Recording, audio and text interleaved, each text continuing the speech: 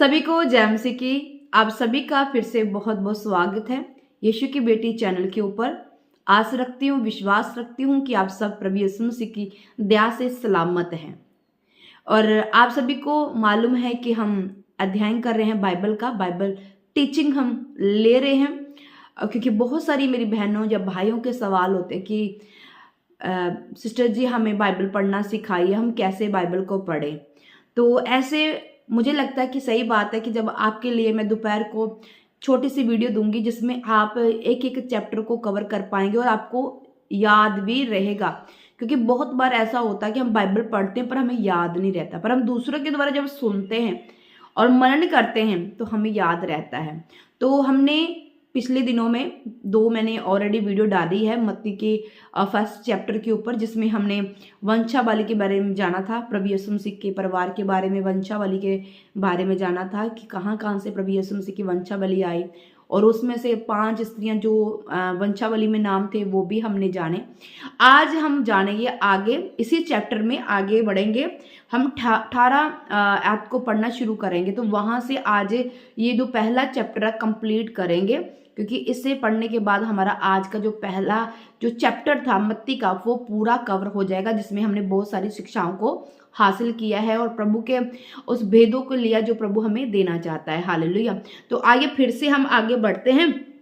उसके लिए परमेश्वर की अगुवाई मांगते कि परमेश्वर हमारी अगुवाई करे ताकि हम आगे और समझ पाए परमेश्वर के भेदों को। आंखों को बंद करें, मेरे साथ प्रार्थना में चले। प्रभु जी धन्यवाद करते हैं आज के सुंदर दोपहर के लिए प्रभु जी, जो आपने हमें खुदा वीडियो बनाने का समा दिया। प्रभु जी आपकी कृपा है, आपकी दया है और आपकी मोहब्बत है। प्रभु मेरे पिताजी, आपने सुबह से लेकर हमें संभाला हुआ है, विश्वास है आगे भी प्रभु आप ऐसे ही संभाले रखोगे। प्रभु जी पवित्र आत्मा की अगुवाई को मांगते हैं कि आज हम जब तेरा वचन पढ़ने जा रहे हैं, समझने जा रहे हैं, तो प्रभु आप हमारी अगुवाई करें, आपका रूह हमारी अगुवाई करे।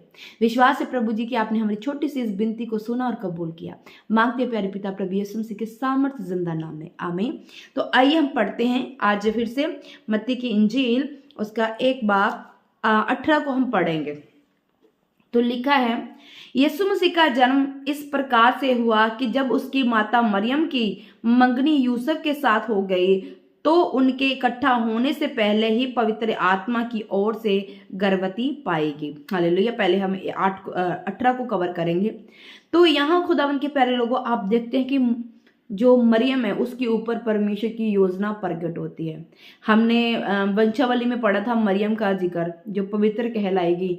परमेश्वर ने मरियम की पवित्रताई को देखकर उसके ऊपर फजल किया, उसके ऊपर अपनी योजना को पूरा करने के लिए मरियम को इस्तेमाल किया। क्यों इस्तेमाल किया? क्योंकि वो पवित्र थी, वो धन्य मानी गई पूरी पृथ्वी में से। उसकी जैसे कोई भी दूसरी स्त्री नहीं निकली यहोवा के सन्मुख। मरियम एक ऐसी स्त्री थी जो यहोवा के सन्मुख धन्य निकली और वो पाक निकली। हालेलुया। तो परमेश्वर की योजना मरियम के ऊपर आई। अब हम देखते हैं कि जब वो योजना आई तब मरियम बहुत ज्यादा डर गई थी कि ऐसा मेरे साथ कैसा हो रहा है, मैं किसी को जानती तक नहीं हूं। तो परमेश्वर के दूतों ने मरियम की अगुवाई की। आप सब जानते हैं स्टोरी को। तो फिर क्या हुआ कि जब परमेश्वर ने अपनी योजना के उसके ऊपर प्रकट किया और बताया, तब उसको बिलीव हुआ कि प्रभु ने मेरे ऊपर दीनता की है, मेरे करैक्टर को देख के प्रभु ने मुझे चुना है। तो अब यहाँ पर भी प्रभु माँ मरियम के साथ ऐसा हुआ कि उसकी मंगनी अभी हो चुकी थी। यूसुफ के नाम की व्यक्ति थे जो याकूब का बेटा, जो हम वंशावली में पढ़ चुके हैं, याकूब का बेटा यूसुफ के साथ उसकी मंगनी हो चुकी थी, पर वो अभी उसके पास नहीं। क्योंकि मंगनी जो होती है एंगेजमेंट, जिसे आज हम कहते हैं, एंगेजमेंट हो गई थी। एंगेजमेंट में क्या होता है कि शादी थोड़ी हो गई है, अभी तो रोका गया ना उनकी, पर अभी तक शादी नहीं हुई, इसलिए वो कैसे गर्भवती हो सकती थी? पर पवित्र आत्मा ने उसे गर्भवती किया था। अंत उसके पति यूसुफ ने, जो धर्मी था, उसे बदनाम करना नहीं चाहता था, चुपके से त्याग देने का विचार किया। यूसुफ को इस बात का मालूम पड़ गया, क्योंकि जिसके साथ मंगनी है उसने जरूर बताना ही था कि अपने जिसके साथ एंगेजमेंट हुई होने वाले पति को शेयर करना ही था कि ऐसे ऐसी बात है। और उसने सोचा, क्योंकि हर एक इंसान, आज की सोच रखने वाला इंसान क्या करेगा? अगर कोई ऐसी औरत है तो कहेगा नहीं मैं जो छोड़ दूंगा, मैं क्यों उससे शादी करूं, मैं नहीं करूंगा शादी से। पर यहाँ यूसुफ की सोच की ओर देखो। यूसुफ को मालूम तो पड़ गया कि ऐसी ऐसी बात है, तब उसने पवित्र आत्मा के बारे में नहीं जाना था कि पवित्र आत्मा की, क्योंकि इंसान को शक लगता है, इंसान सोचता है अच्छा इसके ऊपर ही परमेश्वर की योजना उत्पन्न हुई है, तो हो सकता है मे बी वो शक में हो, तो वो कहता होगा कि मैं चुपके से इसे छोड़ दूंगा, मैं इसे बदनाम भी नहीं करूंगा, क्योंकि वो मरियम से प्यार करता था, इज्जत करता था मरियम की, तो वो चुपके से छोड़ना चाहता था, उसे बदनाम भी दुनिया के सामने नहीं करना चाहता था। इसलिए उसने ये प्लान बनाया कि मैं ऐसे चुपके से इसे छोड़ दूंगा ताकि ये बदनाम भी ना हो। आगे पढ़ते क्या हुआ 20 में। जब वह इन बातों की सोच में ही था तो प्रभु का स्वर्गदूत उसे स्वप्न में दिखाई देकर कहने लगा, हे यूसुफ, दाऊद की संतान, तू अपनी पत्नी मरियम को अपने यहाँ ले आने से मत डर, क्योंकि जो उसके गर्भ में है वह पवित्र आत्मा की ओर से है। हालेलुया। देखो खुदावंत के प्यारे लोगों, यूसुफ जो था वो डर में था और वो छोड़ना भी नहीं चाहता था मरियम को, क्योंकि वो मरियम से प्यार करता था, इज्जत करता था, सम्मान करता था, तो वो छोड़ना भी नहीं चाहता। पर डर, समाज का डर कहीं ना कहीं लगता है ना, तो बातें होंगी, तो वो डरता था कि मैं कैसे मतलब कबूल करूं मरियम को। तो उसी डर के, जहाँ उस शंका के कारण स्वर्गदूत उसे दिखाई देते हैं सपने में। हालेलुया। सपने में स्वर्गदूत दिखाई देते हैं और स्वर्गदूत उसे बोलते हैं कि इसे तू अपने घर में ले आ, इसे त्याग मत, क्योंकि ये पवित्र आत्मा के द्वारा गर्भवती हुई है। फिर यूसुफ को मालूम पड़ा, अच्छा ये तो मैं बहुत बड़ी गलती करने वाला था, ये तो पवित्र आत्मा के द्वारा गर्भवती हुई है। फिर वो उसके अंदर और डर पैदा हो गया परमेश्वर का, कि अगर मैंने उसे छोड़ दिया तो परमेश्वर मुझे बहुत दंड देंगे, क्योंकि डर आ जाता है इंसान के अंदर। और स्वप्न में वैसे भी स्वर्गदूत देख लिए थे, फिर वो सच मान गया था कि ये बात सच थी। हालेलुया। आगे हम पढ़ते हैं, वे पुत्र जानेगी और तू उसका नाम यीशु रखना, क्योंकि वह अपने लोगों के उनके पापों से उद्धार करेगा। स्वर्गदूतों ने यूसुफ से बोल दिया था कि तू ऐसा ऐसा उसका नाम भी रखना, वे पुत्र जनेगी। ये सब इसलिए हुआ कि जो प्रभु ने भविष्यवक्ता के द्वारा कहा था वह पूरा हो। देखो एक कुंवारी गर्भवती होगी और एक पुत्र जनेगी, उसका नाम इमैनुअल रखा जाएगा, जिसका अर्थ है परमेश्वर हमारे साथ। तो उसने फिर बोला कि ये जो भविष्यवाणियां की गई थी भविष्यवक्ता के द्वारा वो पूरियां होनी, उसे याद आया होगा कि हाँ ये भविष्यवाणियां हुई है, क्योंकि वो भी पढ़ने वाला, शास्त्र को मारने वाला था। यूसुफ एक धर्मी जन था, यूसुफ भी एक धर्मी जन था, वो जानता था कि शास्त्रों में क्या लिखा हुआ है, तो उसने उसके ऊपर बिलीव किया कि एक पुत्र होगा मेरे घर में और जिसका नाम क्या रखा, इमैनुअल रखा जाएगा, जिसका नाम है परमेश्वर हमारे साथ। तब यूसुफ नींद से जाकर प्रभु की दूत की आज्ञा अनुसार अपनी पत्नी को यहाँ ले आया। हालेलुया। उसने तुरंत आज्ञा मानी, उठाओ, तुरंत आ गया, उन्हें शक नहीं किया जो सपने में आया था। आज के जन लोग होते ना, सपने के ऊपर शक करते हैं, ये सपना सच होगा झूठ होगा, नहीं नहीं ये झूठ ही होगा। पर उसने विश्वास किया सपने के ऊपर। क्यों विश्वास किया? क्योंकि वो भविष्यवक्ता थी। उस भविष्यवक्ता की जो भविष्यवाणी थी, जो दूत ने जब बोला और उसने विश्वास किया, क्योंकि वो भी शास्त्र पढ़ने वाला धर्मी जन था, वो जानता था कि मसीह आने वाला है। उसने बिलीव किया और मां मरियम को अपने घर में लेके आया। हालेलुया। और जब तक वह पुत्र ना जनी तब तक वह उसके पास ना गया और उसका नाम यीशु रखा। हालेलुया। जब तक वो बेटा ना पैदा करे तब तक वो दोनों हस्बैंड वाइफ एक दूसरे के साथ नहीं गए, क्योंकि परमेश्वर पवित्र था। वो जानता था यूसुफ की परमेश्वर का पुत्र पवित्र है और मुझे अपनी पत्नी को अपवित्र नहीं करना है, बल्कि जो पैदा होने वाला वो पवित्र जन है। तो इसलिए वो अपनी पत्नी के साथ नहीं गया, क्योंकि वो जान चुका था कि परमेश्वर यहोवा का मसीह आने वाला है। Hallelujah, hallelujah. तो यहाँ हमने आज का ये चैप्टर कंप्लीट कर लिया एक पूरा, पर हम जानते हैं असली बातों की ओर यहाँ हमें क्या क्या शिक्षा मिलती है। हम क्या देखते हैं कि मरियम पवित्र मानी गई, 18 में पवित्र मानी गई मरियम, और पवित्र मानी गई तो परमेश्वर की योजना उसके ऊपर प्रकट हुई। अगर आप पवित्रताई में चल रहे हो, परमेश्वर की एक दिन योजना आपके जीवन के ऊपर प्रकट होगी। परमेश्वर आपको खुशहाल करेगा। आप चिंता में, बोझ में हो तो छोड़ दो सब चिंता बोझ में, अपनी पवित्रताई को मत छोड़ना। मैं यूथ को कह रही हूं, क्योंकि इस वक्त मरियम भी क्या थी, यूथ में थी, वो पवित्रताई में थी, उसने पवित्रताई को नहीं छोड़ा। अगर आप अपने जीवन में कुछ बड़ा चाहते हो, कि आपके जीवन में जो आपके घराने में नहीं हुआ आपके जीवन में हो, तो उसका एक ही हल है पवित्रता ही। परमेश्वर को मत छोड़े, कभी ना त्यागे, चाहे गरीबी या कुछ भी है, कभी ना त्यागे। प्रभु ने मरियम की पवित्रता को देखकर उसे चुना, उसका चुनाव हुआ तो वो धन्य मानेगी, सारी पृथ्वी में से धन्य मानेगी। हालेलुया। तो क्या देखते हैं, पहला पॉइंट हम कि पवित्रता में ही क्या है, आशीष है, बरकत है, बुलाहट है, योजना है परमेश्वर की। आपकी पवित्रता में ही क्या है, योजना है। अब बड़े काम को कर पाते हो जब आप पवित्रता में रहते हो। परमेश्वर की योजना, स्वर्गीय योजना आपके ऊपर उतरती है। हालेलुया। दूसरा, यहां यूसुफ डर रहा है और छोड़ रहा है, चुपके से मैं मरियम को छोड़ दूंगा कि उसकी बदनामी ना हो। इसके अंदर क्या आ गया, डर, समाज का डर आ गया यूसुफ के अंदर। जब आप मसीह में हो तो आपका समाज का डर आने लगे। आप मसीह में हो, आप चिंता में हो, अभी भी बोझ में हो, तो खुदावंत के प्यारे लोगों, परमेश्वर आपके मन की बात को जानता है। आपका स्टेप क्या है परमेश्वर जानता है। जरूरी नहीं आप शब्दों से बोल के बताएं कि मैं डर रहा हूं, जब मेरा स्टेप क्या है, मेरा विश्वास कमजोर पड़ रहा है। परमेश्वर मनों की जानने वाला परमेश्वर वचन में लिखा है, वो आपके मन की बातों को जानने वाला परमेश्वर है। इसलिए यहां पर यूसुफ की मन की बातों को परमेश्वर जान गया कि यूसुफ ये करने वाला, ये गलत करने वाला है यूसुफ, इसे रोका जाए।